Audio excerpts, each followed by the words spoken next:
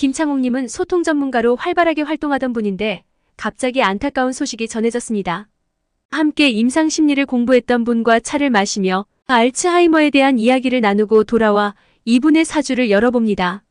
자기 자신이 가진 본래의 에너지 또는 활동력을 의미하는 12개의 별 또는 12운성이라는 글자가 인연은 묘지, 월은 절지, 일은 태지입니다. 자기 자신은 정화라는 다소곳한 불인데 주변에는 강한 물이 들어와서 불을 항상 위협하는 혹은 해자처럼 자신이란 섬을 빙 둘러싼 형태가 됩니다. 또 이 물들이 파도를 일으키지 않고 잔잔하면 작은 불인 내 자신은 고요하게 나를 비추며 수면 위에 머물 수 있지만 물결이 일어나면 내 자신은 흔들리고 꺼져버릴 위기감이 항상 존재합니다.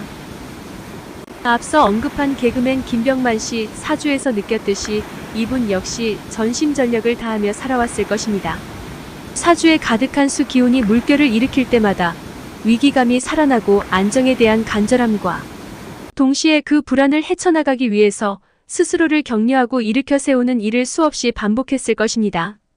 그렇게 자신을 일으켜 세우는 글자가 월간에 있는 간목이라는 글자입니다. 간목이 해자축이라는 물을 보고 있는 나무이기 때문에 우뚝 선 나무처럼 비바람을 맞고 있거나 햇빛에 노출된 사람들에게 그늘과 쉼터를 주는 역할을 다하고자 했을 것입니다. 하지만 그런 역할을 해내는 이분의 내면엔 많은 슬픔도 함께 고였을 것입니다. 그리고 그 슬픔을 감내하는 것을 천직 혹은 소명으로 생각했을 수도 있습니다. 그것은 사주 6글자 중에 아래에 있는 글자들이 모두 깊은 사색과 성찰을 유도하는 대, 절, 묘지에 있으므로 사람들과 자기 자신의 내면에 귀 기울이고 깊이 이해하는 힘이 되었을 것입니다. 현재 대운이 기미입니다. 그렇지 않아도 자신이 약한 불인데 그 불의 힘을 빼가고 있는 흙이 들어왔습니다.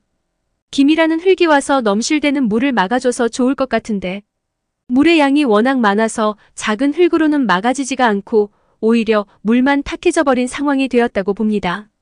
한편 인생의 표지판과 같았던 큰 나무인 간목이 갑기압으로 정원에 있는 나무의 모습도 보게 되니 이분이 바람이 많은 제주도에 내려가서 감귤 농사 등 흙을 가까이 하는 새로운 삶을 시도하는 것과 무관하지 않다고 생각됩니다. 현재 세우는 계묘입니다. 자신의 뿌리에 있는 해수라는 큰 물과 정임합을 하고 있었는데 다시 개수가 와서 계속 촛불인 자기 자신을 흔들어대니 마음의 불안이나 우울 같은 느낌이 깊어질 수 있습니다.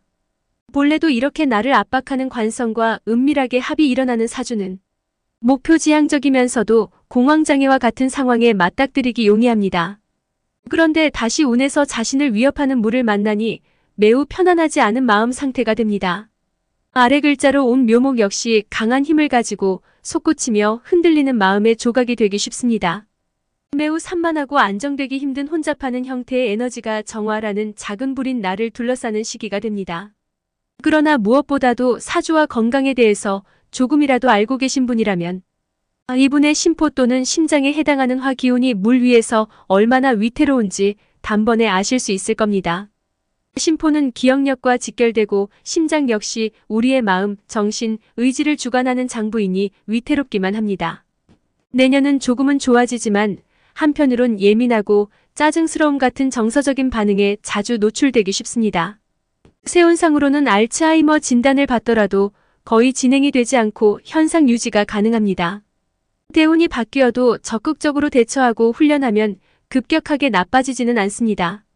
다만 오행의 에너지상 불과 물이 충돌하는 형태가 되니 감정적으로 양극단에 놓이기 쉬워서 감정 변화가 잦고 그것이 갑작스런 분노 폭발이나 화남, 노여움 등으로 표현되기 쉬워서 마음의 여유와 긴장 완화와 같은 자발적이고 의식적인 노력이 긴 시간 동안 필요하게 됩니다.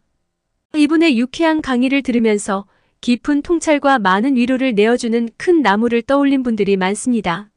그래서 진심으로 이분의 미래를 응원합니다.